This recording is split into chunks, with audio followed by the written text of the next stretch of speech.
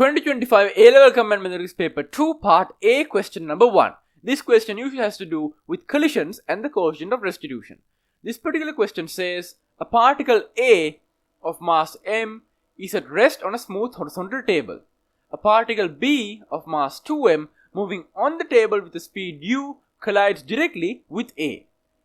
They are then asking us to find, given that the coefficient of restitution between A and B is e, show that the speed of the particle A after the collision is 2/3 times 1 plus e times u.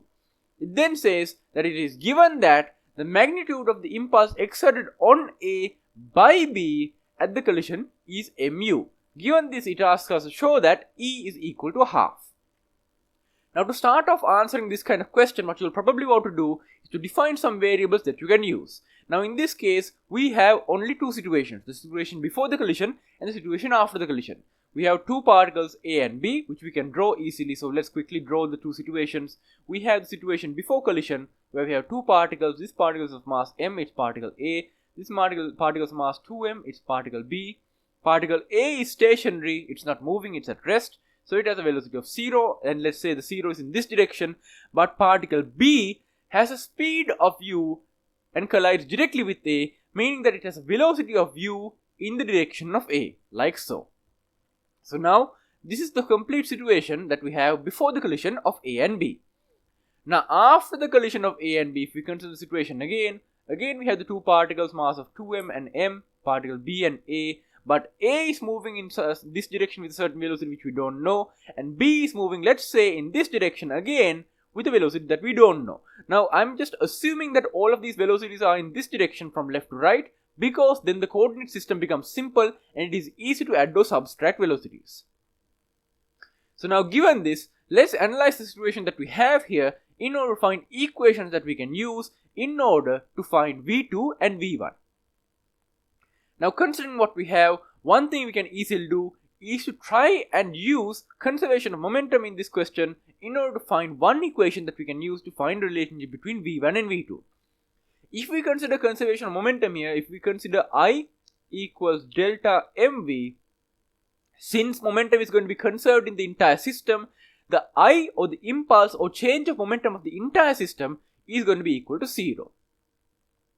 But then if you consider the individual situations, situation 1 and situation 2, in situation 1, particle B has 2mu momentum, and in situation 2, it has 2mv2 momentum.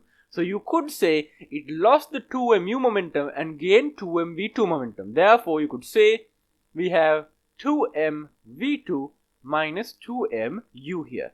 Now, considering particle A originally had no momentum, but now it has mv1 momentum. So it gained mv1 momentum and it lost nothing. So I'll put minus 0, or you could just not put anything at all. So now here we can see all of these terms have an m in them. So because they have an m in them, we can cancel them out, leaving us with 0 equals 2v2 rather, minus 2u plus v1. Or we could rearrange it and say, if I take the u to the other side, 2v2 plus v1 equals 2u. I'm going to call this equation number 1. Now, for our second equation, what we can do is use the coefficient of restitution. We know the coefficient of restitution between the two particles is e. Now, since all of our velocities are defined in the same direction as in this direction, which is the positive direction, we can easily find what the equation related to the coefficient of restitution is. It is going to be v1 minus v2 equals e times u minus 0. Now, the way you do this is the difference of, let's say, particle 1 minus particle 2's velocity in a given direction is equal to e times particle 2's original velocity before the collision minus particle 1's original velocity before the collision. So in this case, since all of them in the same direction, I don't have to change the direction of the vectors or anything like that. I can just directly take it as it is. So here, particle 1's velocity after collision is v1 minus particle 2's velocity, which is v2. So v1 minus v2 is equal to e times particle 2's velocity before the collision, which is u, minus particle 1's velocity before the collision, which is 0. So therefore, we get this equation right here when you combine it all together. So now with this, we have another equation. We're going to call it equation number 2. Actually, we could simplify it further to v1 minus V2 is equal to EU, since we can get rid of the 0, and this is equation number 2. Now what we have to do is to combine 1 and 2 in order to get V1. So we need to do 1, 2 and use them to find an equation for V1. Now if we look, we can see here we have V2 plus V1. Here we have V1 minus V2. So we could cancel out V2 here if we just double this equation and add it to this, because then we would have 2V1 plus V1, which would be 3V1, and we would be removing minus 2V2 from 2V2, which would cancel it out, leaving us with just nothing. So if we do that, we can see on the left hand side, when we multiply this by 2 and add the 2 together, we're going to get 3V1 equals, and on the right hand side we're going to have 2U plus 2 times this thing, which is going to be 2EU. So now we can see, if we simplify, we get V1 equals, and then if we factor out the 2 here, we get 2 divided by 3. Here we can see we can also factor out a U, in which case we're going to be left with 1 plus E times U, which is exactly what we were given in the question. Now finally, it says that it is given that the magnitude of the impulse exerted on A by B after the collision is mu. So this means that A is now going to have a momentum of mu, since originally A had 0 momentum, since A had 0 velocity, and B of course had 2m times u, or 2mu momentum. So now A is going to have momentum of mu. So we can say, if impulse on A by B is mu, momentum of A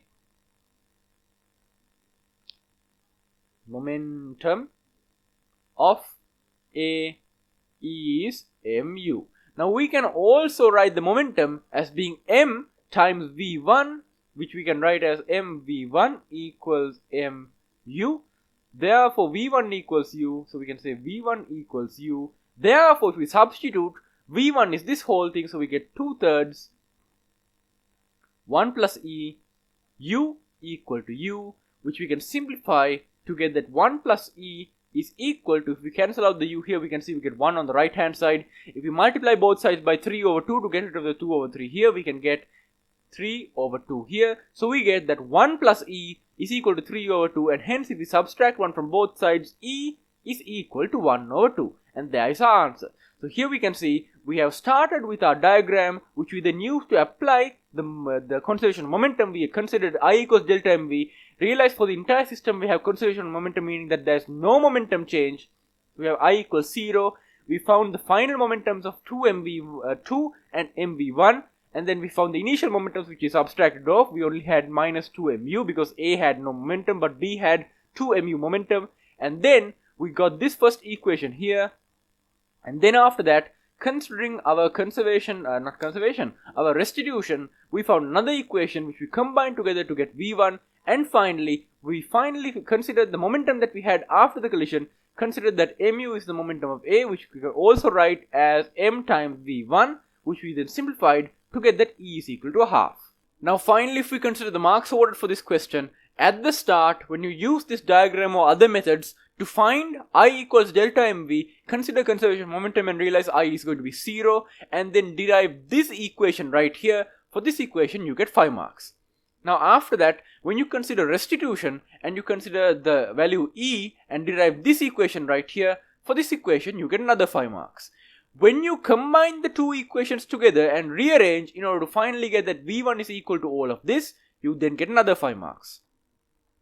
After that, when you consider conservation of momentum again, and you consider the fact that A is going to be gaining mu, A initially had 0 momentum, so therefore the final momentum mv1 of A is also going to be equal to mu, and you derive this equation, which you then substitute in to get this equation right here, you get 5 marks. When you then solve that equation to get that E is equal to 1/2, you get another 5 marks. And that is going to be all for this question. So I hope you enjoyed. If you have any feedback, post them in the comments down below. Thank you for watching, and goodbye.